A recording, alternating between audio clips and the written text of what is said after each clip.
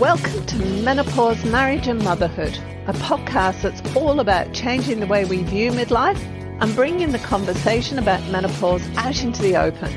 Each week we share stories, experiences and inspiration. We talk to experts on how to best navigate this time of life and find out how other people have not only survived but thrived through this time. I'm your host, Karen O'Connor. Hello and welcome to today's episode. Today I'm here with Jeannie Doherty. Jeannie is the founder and CEO of Cloud9 Strategic, which is a bookkeeping practice on the beautiful Gold Coast in Australia. So Jeannie's just down the road from me. Welcome, Jeannie. Hey, Karen. So we've got quite a lot to talk about because you're, how did you phrase it, a midlife mumpreneur, and you've got awards for your bookkeeping, but you've also got a background in skincare and health and fitness, and you do Latin dancing as well, don't you? Which it turns out we've got a mutual friend who is Jeannie's dance partner, which was a bit like, oh my goodness, how small is this world? It's true. We actually dance together because I lead and follow. So I do lead the lovely Miriam as well. So yes, I am a midlife menopausal mumpreneur. There's a mouthful. And yeah, look, I've got a really strong background in skincare from a previous life kind of thing, because we were just talking off air, right, Karen, about estrogen and what it does when it wanes, what it does to your skin. Oh, it goes so dry. So yes, absolutely. But I'm also, I'm proud to be an award-winning strategic bookkeeper as well. Definitely a mum first. He may burst in the door at some point, and and a business owner second. Yeah. Wow. So but let's start with the skincare stuff. So in a previous life, because we were both saying that, you know, when you hit menopause and the estrogen drops, you end up with skin that looks kind of like a snake skin. And no matter what you put on it, it doesn't really make that much difference. Absolutely. Yeah, look, and I'm better or for worse. I'm all about staving off the aging and looking as good as you possibly can, right? Absolutely. So I'll give you the hot tips on skincare, because not a lot changes over time. The elixir, I think, for youthful skin is glycolic acid. So that's derived from sugarcane. And you'll find that in a few really good products like ASAP Skincare, which is an Australian brand, I think, unless it's been bought out. But they have a good product. They call it a night cream, but that's just a trick. You can use it during the day, especially when you're like us. But glycolic acid will really, really help with that. Well, anybody's skin, but I would say, and when you're at our age too, you want to use a little bit of vitamin A, but that ASAP brand, it's so affordable, but they've got the vitamin A, the glycolics and everything. So that's my top tips. But yes, I mean, not everyone can have estrogen supplements. I get it. But for me, I was able to. I know I'm on so much of it. Oh my goodness. I take 3 supplements, and it really, apart from, I'm not sure if everyone knows its role in appetite, but estrogen does affect your skin dryness. So once you get your estrogen levels corrected and you're able to sleep again and you stop craving donuts and bacon, then you also get plumper skin. Oh, I didn't know that. So what actually, do you know the process behind what happens with your skin? Yeah, with the skin. All I know is that as the estrogen wanes, your skin gets drier. And because my journey with bioidentical HRT started in January this year, after I met a fabulous girl, a nurse, that said to me, goodness, Jeannie, don't you know about this stuff? And then I got onto it, and the nurse explained to me estrogen's role in, and I wondered why, like you, Karen, I was going to the mirror just going, seriously, I've always had dry skin, but this is ridiculous. And I could kind of cop my body, and living in Queensland, it's not as bad as, say, goodness, what's it like in Melbourne and that kind of thing. But yeah, it does. I think it would have to be, having a background in that stuff, it would have to be what it does to your lipid production, which is your oil in your skin. So it's just, we're just shriveling up, really. Oh dear. And I was actually, because we used to live over in Perth, and for people who don't know Australia, Perth is a desert climate. It is bone dry over there. And I really suffered when I was over there. I'd have to put, like, it wasn't enough to just do an oil, wasn't enough to just do a cream. I had to do a cream and an oil on my body just to stop it from cracking and looking like a snake skin. Yeah, well, the thing with the glycolics is if you imagine your skin like a piece of toast, right? When you put moisturizer on, it's a bit like putting butter on the toast. It's like you're still going to have the toasty top. When you use glycolic acid, and I use like a skin stripping strength for my body, right? Like, I get it from the States. When you use that, it takes the toasty top off to give you the soft bread, and then that moisturizer actually works better. So that's why, look, since I was young and I got into this stuff really, really young and became a specialist in ingredient technology and facials, and I owned a day spa for a while, I've been glycolic acid obsessed. So it's really, really, everybody gets some. It's such good stuff. Yeah. Where do you get yours from? Yeah, so the one for my face, look, I tend to, just because it's easy, I go online and I grab the ASAP, like I think they call it the night cream. That's got 10% glycolic. It's quite mild. A lot of skins can take a lot more than that. And then there's an American brand called Platinum Skincare, and the dollar exchange rate's not great, so I'm always looking for their coupons. But their range is quite extraordinary if you just try and look for the glycolics, though, because a lot of their range is actually a bit too brutal if you don't know what you're doing. But the other thing is I would tend to say the ASAP range, but in the Platinum Skincare range, they do a big body lotion by the lake. You can get like about a litre of it, and it's got heaps of glycolic acid, right? If you have a look at it, and on it, if you get those snake legs, like I was getting the snake skin legs, no, gone. I get 25-year-olds feel my skin and go, "What are you using?" And it just, it's so good. I just love it so much. It's really expensive. Some of that as soon as we finish. Yeah, so put it in the show notes, and then they'll be like, skyrocketing.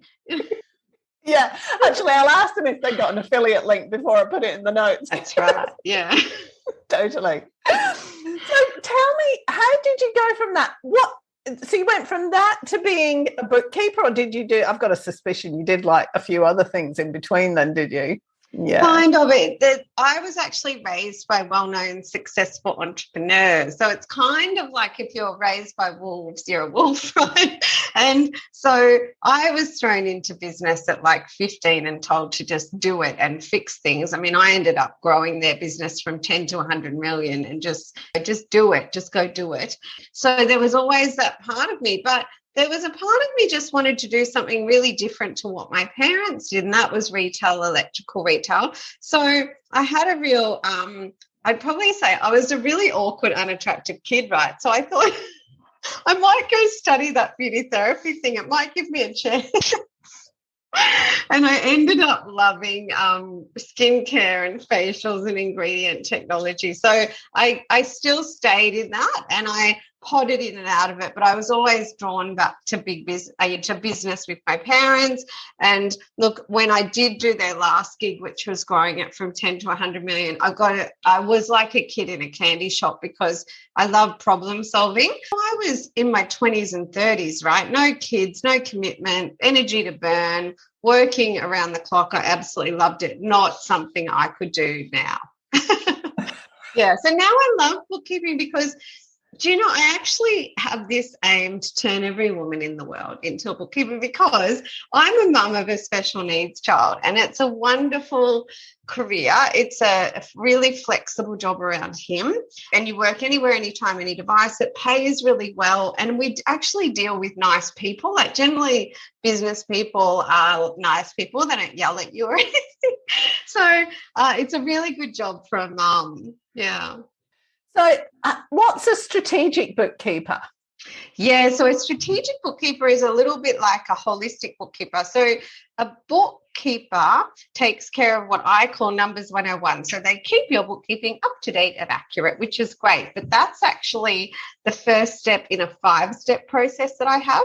So strategic bookkeeping is a 5-step process which is aimed at actually helping a business owner to take those up-to-date, accurate numbers and use them in order to optimize their profit and cash and ultimately build their dream business and life, which is what I do now. And it's so wonderful that the client results, the other day I almost started crying at client results as it's pretty incredible working with business owners and the change that you can, sometimes it takes 2 years, but when that day that you see them hit a benchmark profit and it's all happening and their dreams are coming true, it's pretty wonderful. Yeah. So what are the 5 steps that you have to do, or is that a trade secret? No. And do you know what? It's an old age, like it's so simple because it's management accounting. This stuff, net accounting, this stuff never changes. So numbers 1 and 1, up-to-date, accurate accounting records, that's the foundation. So the second step is numbers knowledge, and I like to say that's a journey. So think of it as your first part of that journey is like a year. So day 1, you probably don't know much, don't know what a number in bracket means, which is actually it means a negative. And on day 365, you're telling me where the cost of sales should go on the profit and loss, right? And then, so numbers knowledge is step 2. Numbers strategy is the real management accounting piece that you do need somebody to help you with, but just a great strategic bookkeeper is fine. And that's where, so your profit and loss is telling you a story. And in numbers strategy, we rearrange the numbers so that story is as clear as it can possibly be. Then step number 4 is numbers targets, which is what always fascinates business owners, because this is where I talk about what does optimal business performance look like for you. So, for example, the restaurant that I just did a couple of years with that had me in tears the other day, there's something called benchmarks, and it sounds fancy and complicated, but it's just says, okay, if you're a restaurant, what do all the other restaurants do numbers wise? Like how much is their cost of sales? How much is their wages? How much is their rent, right? And then how much net profit does a restaurant make on average? Now, a net in their area, it was 11%, right? Now, that allows us to set targets around turnover. And so I kicked their bums for a couple of years on their cost of sales and their wages. And also we could see that their rent was really good, which is great because I've had to advise businesses to close based on the cost of their rent before. So those targets, even though it sounds simple, I'll just set a target. You can't just set a target. You have to understand what a reasonable target for your business is. So for them to get to 11% of turnover as net profit, boom, we're on benchmark. There's no point them aiming for 20% because in hospitality that would be unreasonable, but it also allowed us to hone in on those 2 areas that had to be improved constantly, or 3 areas. It's always 2 or 3, never more. So that's numbers target. And then the very last step is the beautiful numbers monitoring, where we simply, what was the target? So let's say the target on your cost of sales was 35%. The actual, when we look at it, was 40%. What do we need to do to move the needle? What's our action plan? And then we take the action, and little by little by little, just like the restaurant client, we get there, we do it. So just like a really basic 5-step process that I've been using for 12 years. It's how I helped one of my first clients pull an extra $250,000 out of his business. That was amazing. Yeah, and I reflect and I go, it was the same thing. It was the same 5 steps I use today. Yeah. Tell me about some of the people that you've helped. So is this in every industry? Are your clients typically from the restaurant industry, or are they all over the place? So it is a bit all over the place. I like to say my niche is trades and professional services. So imagine plumbers and consultants and that kind of thing. We do have quite a broad range. Like we've got someone in the forestry space who's quite big, but then more into that trades like I've got some bigger trades as well. The bigger the business, the bigger the mistake causes massive dramas. But then the bigger the fix causes a big result. Like we just had one client, is just one. I probably say all my clients are wonderful. I absolutely love them. I had some clients the other day say, "We love you," and it's because I love my clients. Just actually say, "I love you." And a client I love, and I was explaining, because his business is quite big, 4 million turnover. A little mistake was causing a big blowout. I mean, they were losing money. And for 6 months, I've had to work intensively, just come on, you've got to listen. We know the bleed. We know what's going on. We've got to take action. Come on. But when the fix occurred, they went from zero profit to $250,000 in 3 months. And I think that is really the impact of little stuff up, big impact, little fix, big impact. So that's really, really interesting versus a smaller business. A little stuff up doesn't cause as big a bleed, etc. But yeah, in terms of industries, it's primarily trades and professional services. We don't do a lot of inventory-based businesses. We do lawyers, that kind of thing. But we have got some inventory-based, and not a lot of restaurants. We've got a handful of restaurants as well. So you talk about are you like a franchise, or do you have people working for you? How does it work? Yeah, just a few people working for me. So over the years, the team's kind of grown a little bit and then we've got really efficient the last year or so. And as a couple of girls have moved on, I haven't actually had to replace them, which has been nice because a small team's lovely. So I actually have a right-hand girl here full-time with me, and I call her my numbers ninja. So she's incredible, and she really primarily focuses on that 5-step methodology with our clients in a really dazzling way. Then I actually focus on high-level business operations, hence my background in big business ops, and also habits and mindset with my clients. And then I do have a couple of amazing accountants in the Philippines, and they kind of handle the grunt work. So they handle that transactional, just bookkeeping stuff that, in fact, they've designed robots for that now. So that's a bit scary what's coming. So we certainly are one of the more modern practices in Australia, where we've got the global space really, really right. So we're really careful when we recruit in the Philippines to train and support them really well, but also that balance of Joe and I here locally. And then I do have a full-time executive assistant in the Philippines who's amazing, and my brand manager is in the Philippines. So it's a global economy these days, right?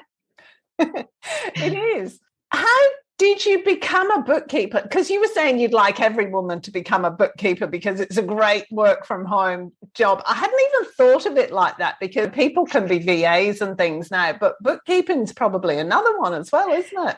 Yeah, and I probably would say I want everyone to become a strategic bookkeeper, because with robots taking over our job, and with these days, accountants and bookkeepers have really gone to that more global workforce to get some of that grunt work done. We do have to adapt or die. We don't want to be the Kodak story. We don't want to be the border book story. And so it's really important that we step up in my industry, which is why we're strategic bookkeepers, not just bookkeepers. And I became a bookkeeper because I'd done everything in our family business, including the account side of things. And so when I was having my baby, I thought, well, and my husband at the time said, oh, you could do the beauty side of things. You really love that and you're really good at that. Or you could do the business side, which one? And I thought, well, I can't really do facials with baby crying, but I'm pretty sure I can do bookkeeping. And I thought, I always actually really liked balancing numbers. I found that I liked that there was a beginning, a middle, an end. You were done and then you started again. I actually did really enjoy it. And so I thought, you know what, I'll just do that. But I think at the time the industry was going cloud. I love tech. It was going cloud. It was because way back 12 years ago, I still had all the clients were dropping off all their receipts and things downstairs, hey, Jeannie, drop off the shoebox. And every month or every quarter, we all scramble. And then Xero came along and I was like, oh, this is amazing. And I was Receipt Bank's first Australian customer. I jumped on the software bandwagon, and I remember a girl that was working with me. We're still great friends. And I remember the first day she's sitting at gymnastics with her children, right? She's such a great mum and she just loves her kids. So she's sitting at gymnastics with her kids.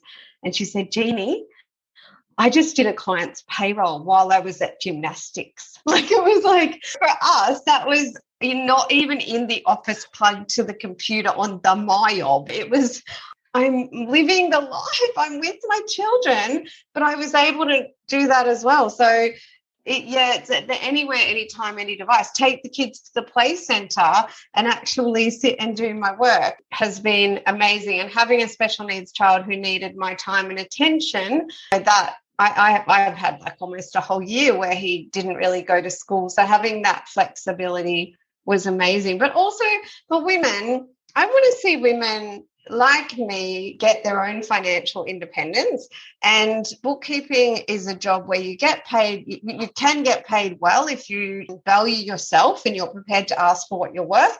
And as a strategic bookkeeper, you can get paid even better, because if you help someone get $250,000 out of their business, trust me, they'll pay you a lot of money. And so I like that it can also give women the freedom to make choices. And something that might be a little bit hard to say is that if that woman was in a bad marriage, she might have the choice to walk away. I know, and that because I just seeing women get sick and don't have the choice to walk away because they feel they don't have a career. So next year I'm launching a business to help bookkeepers step up as strategic bookkeepers as well. Yeah. You were saying earlier that one of the most important things you do is the mindset coaching for people, mindset and something else you said. What's that all about? Yeah, so what I have, so I've got my numbers methodology. I've got it in like a little circle, but it's linear as well. So I've got the numbers methodology. I've got an operations methodology, which is plan team marketing selling standards. Now, surrounding all of this and what brings it together and none of it will work without it is what I call the 7 habits.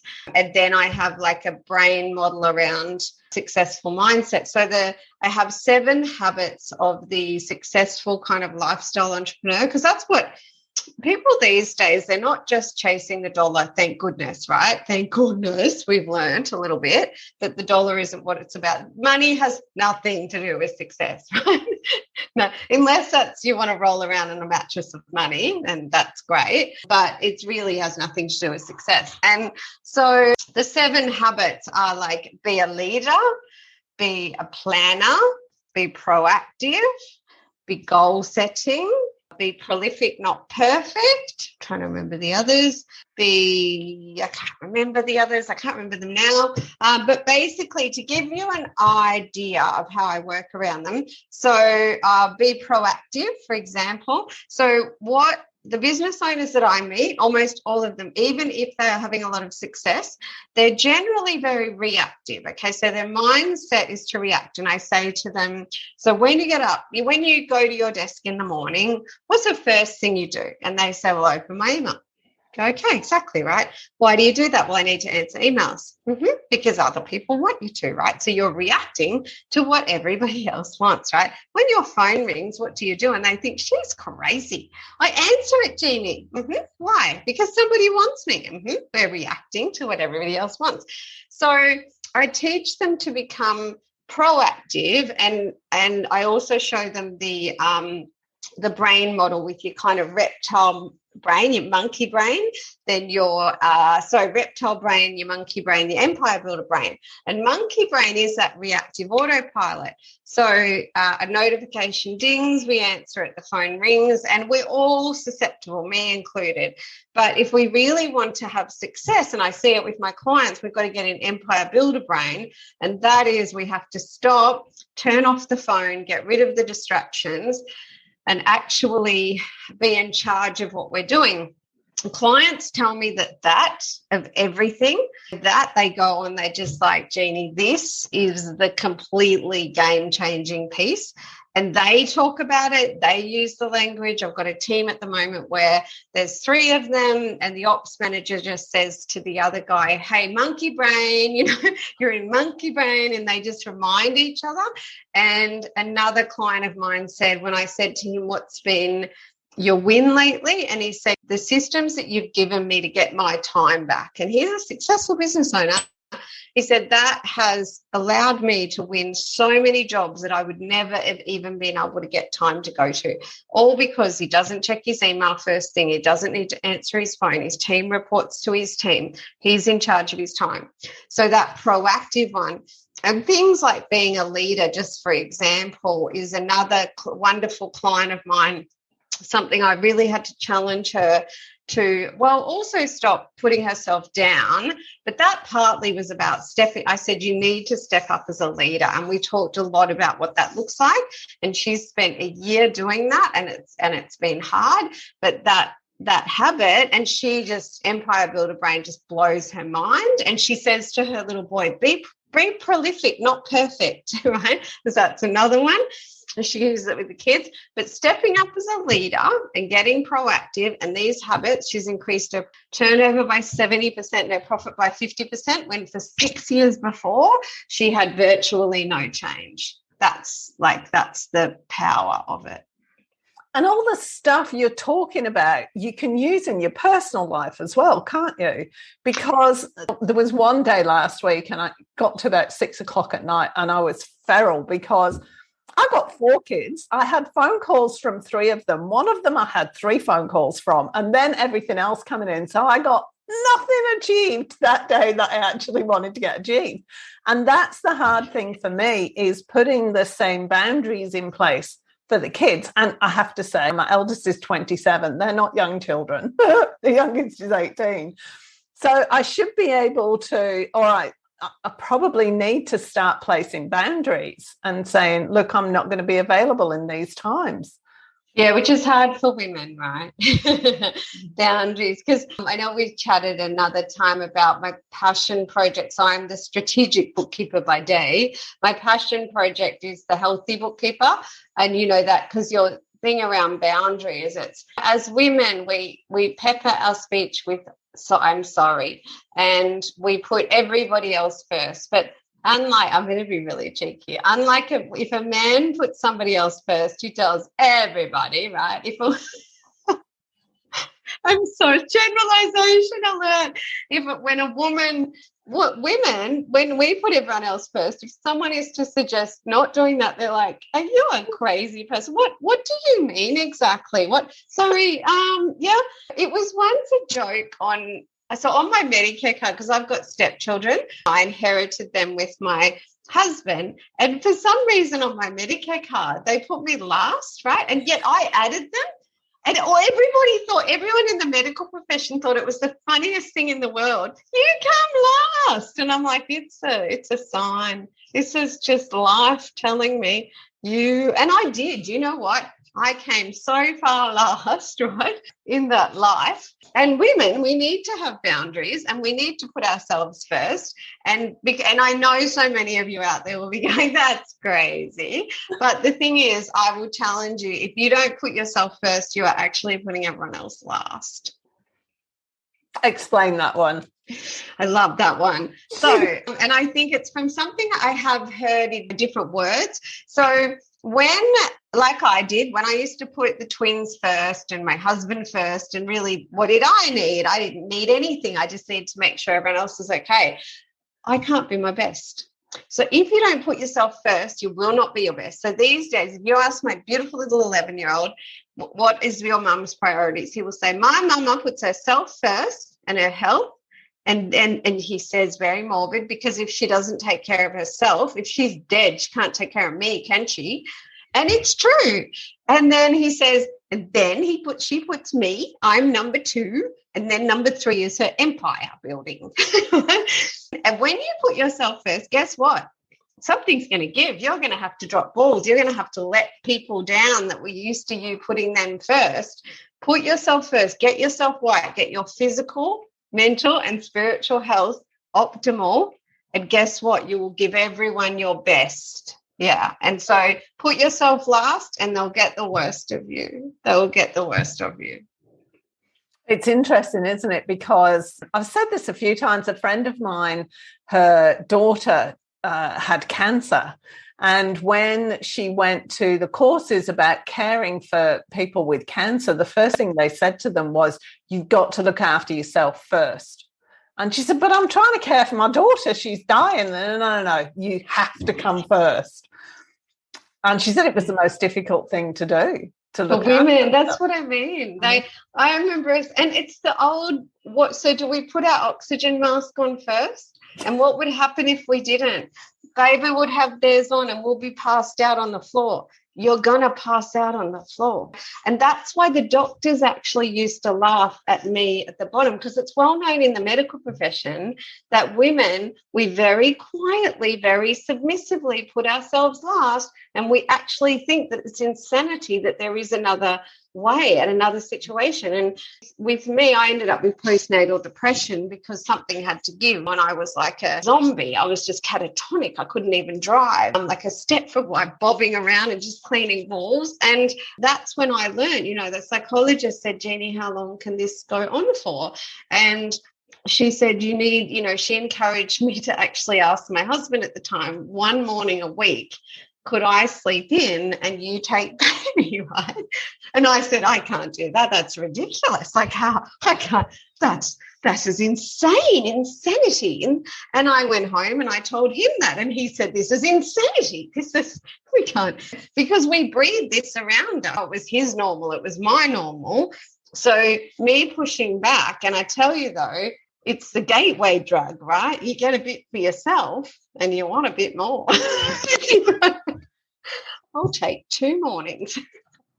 I'll take a hand with the laundry, It's weird how the expectation is that that's what we do. It's really unspoken expectation, isn't it?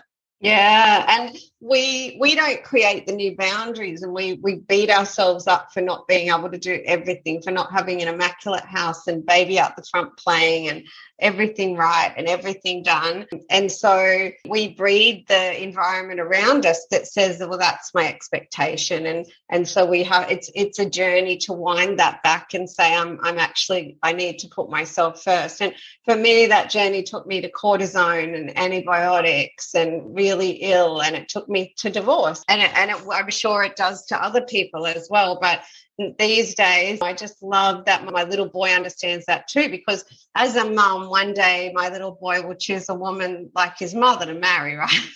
And I think he will know that she should put herself first, because that will put others first. Yeah. I remember years ago, my third child was really quite young, and one of my friend's daughters was in her final year of psychology. She was doing like a post-grad where you actually get certified as I don't know what it is, a practicing, I can't remember the actual term that it is. Anyway, she came round to interview me. And so we just talked, and I answered all these questions. Honestly, we were talking about caring for kids, and it was school holidays at the time. So I had a 1-year-old, or a bit less than one, and a 4-year-old and a 5-year-old at the time. And she went back to her mum, and these were her exact words. She said, that is a woman on the edge. You need to do something. And I was just like, no, I'm fine. This is just how life is. I've got 3 kids. You can't see it, can you? And to be fair, I still can't. I'm still like, well, I was coping. Yeah. I think I just remember funny things. Like, I remember running into someone with my car, and he was so lovely. He got out and he said, you don't need this today, do you? And he just went on his way. But I just remember just being catatonic and forgetting to eat, and just, yeah. I used to fall asleep. I hate to admit this. I used to fall asleep at the traffic lights. I used to have it, and I'd say to the kids, wake me up when the lights change. I know, right? I was exhausted. I was just exhausted. Yeah, I feel like I don't know how though I went from, and hopefully this inspires others. I mean, I was, like I say, I was last on the Medicare card. It was the joke of the medical profession. I am the queen of putting myself last, and I have mastered. Well, sometimes I can have a tendency to if I let a man back into my life, and I can tend to worry more about them. I have a beautiful man in my life now that puts me first, and I'm like, this is weird. But I think one of the keys for me, actually, and I'd love everyone else to think about this, is write it down, because there's all the research, the Harvard Uni on writing your goals down. So I wrote down on my whiteboard, number 1, my health. No, that's mental, spiritual, physical. Number 2, my little boy. Number 3, my empire building. Every time someone comes at you and says, I want this, I need this, I go to that picture in my head or on the wall or in the mirror, wherever I've got it, and I say, does it serve me? Does it serve my physical health, my mental health, my spiritual health, my boy, my empire building? If it doesn't serve those things, then I can get a bit brutal. And I had a dad at the school who, lovely, and I connect with people really deeply, and he reached out a couple of years ago and he said, Jeannie, I'm going through a really hard time, and I was wondering if you could be there for me. And I didn't know him that well. And I said, I actually can't. I can't. My plate is full. And if I'm there for you, my health, my son, and my empire building, well, I didn't say it in that way, but I said something's got to give, and unfortunately that will come from my top priorities in life. And I said, is there somebody else that you can reach out to? And of course there was, right? I would never just brutally do that. But my goodness, I think as women, that's hard to say no to someone that reaches out. And now, because I'm part of the Latin dance community, I volunteer a lot in it, and they're family to me, and I take care of them. So I do a lot for those people, and it nurtures my soul, and it nurtures everything about me. But those priorities does allow us to go, well, hang on. And even in my current relationship, for the first time, I'm able to actually stop and say, you know what? I actually need some space, or actually, I don't like it when you do this. I actually prefer this. I like my privacy. I don't want you staying overnight. Like all these things at once, I would have been like so many women. I come last, and therefore I'm going to go, okay, put my needs aside. And I was the worst in the world at this. So I just feel like the fact that I've got some mastery around it means that we can all do it. Yeah. We're going to have to start wrapping up in a minute. This is going really quickly. Yeah, I know. It's been really fun, though. So you were saying, is it the healthy bookkeeper that you... So what's all that about? Let's finish off on that and tell me about that. I guess it's my passion project, just because I've got quite optimal health, and it's not by accident. I've had a hard road and a long journey. At 49, I got a pretty rocking figure. and mentally and spiritually, I've worked hard to have a really strong mental and physical health profile. I think we can't afford the luxury of a negative thought. Thank you, Louise Hay. And so I would really like to, through launching the Strategic Bookkeeper, which is my next project, I'd like to also launch the Healthy Bookkeeper. And it's really just a complete passion project to inspire others. I am really keen around women, but to inspire anyone to put their health first and stop the insanity, because there's so much misinformation out there, and life's too short not to have it all. That's what I say. And I tell you what success and wealth is to me: health. Oh my goodness, have it all. Health. It's the best thing ever. That was fantastic. And it's something we all need to hear, because it doesn't necessarily sink in, and it's so insidious that it putting everybody else first. Half the time you don't even realize you're doing it till you're doing so much. You're like, oh, hang on a minute. Whoa, how did I end up here again? You just don't notice. I'm doing it at the moment with the washing up. I managed to get my husband and my daughter to wash up, and then I noticed last week, it's like, hang on, I'm doing the washing up again. Why am I doing the washing up again? They're probably like, ha. Yeah, they are. Sitting there happily watching telly. Yeah. Yeah, it's true. And that's why often doctors and things look at us like another one in the room that has no idea she's just so far down the bottom of everybody's list, and they have to subtly walk us down that path to try and see it. So yeah, I just, like I say, if we talk success and wealth, to me it's health, and so I just want everybody to have it all. I want them to have the best physical, mental and spiritual health that they can possibly have, so that they can enjoy these laps around the sun. Fantastic. Thanks so much for talking to us. All your links and everything are on the webpage that goes with this. Whoever wants to get in touch with Jeannie, not if anybody wants to, that sounds really negative. If you want to chew the fat. Get in touch with Jeannie. The details are on the webpage. Thank you so much. Thanks, Karen.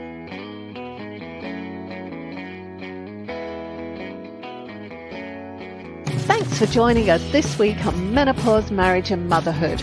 Make sure you subscribe to the show on your favourite player, and while you're at it, we'd love you to leave us a rating on iTunes, or if you'd simply tell a friend about the show, that would be amazing too. Be sure to tune in next week for the next episode, and remember, if you're busy thinking about what you can't have, how on earth are you going to enjoy what you can have? See you next week.